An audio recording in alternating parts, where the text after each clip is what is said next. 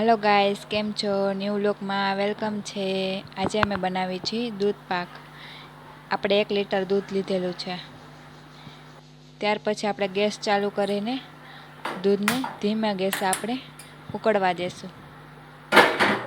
दूध આપણે બહુ ઠંડુ લેવાનું નથી।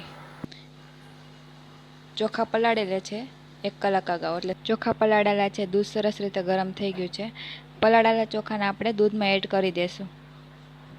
ત્યાર પછી આપણે થોડીક વાર હલાવી લેશું અને ગેસની ફ્લેમ ધીમી કરીને આપણે થોડીક વાર રહેવા દેશું। ત્યાર પછી આપણે આગળની તૈયારી કરી લઈ। આ દૂધ પાકમાં એકદમ રજવાડી સ્ટાઇલ આપણે કરવા માટે કાજુ લીધેલા છે, તેને આપણે ક્રશ કરી લેશું।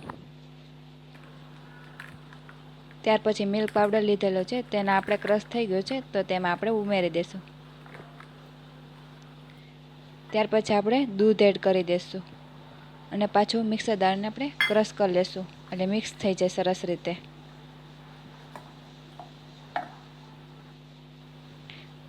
સરસ રીતે મિક્સ થઈ ગયું છે। ત્યાર પછી આપણે ચોખા જોઈ લેશું।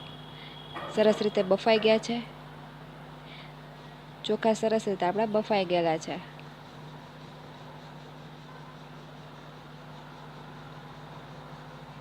સરસ રીતે આપણે ભાંગી લેશું। જોઈએ દેખાય છે ને?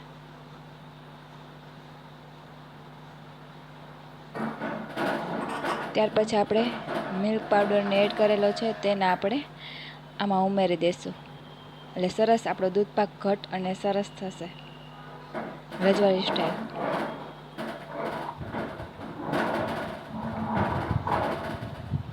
ત્યાર પછી આપણે થોડીક વાર હલાવશું અને તેમાં ચોટેલું છે। ત્યાર પછી આપણે પાણી એમાં થોડુંક મિક્સ કરીને આપણે હલાવીને તેમાં ઉમેરી દઈશું અને થોડી વાર આપણે હલાવશું જેથી કરીને નીચે મિલ્ક પાવડર બેસી ન જાય। અને એક બાઉલમાં આપણે ખાંડ લીધેલી છે, તેને આપણે એડ કરી દઈશું।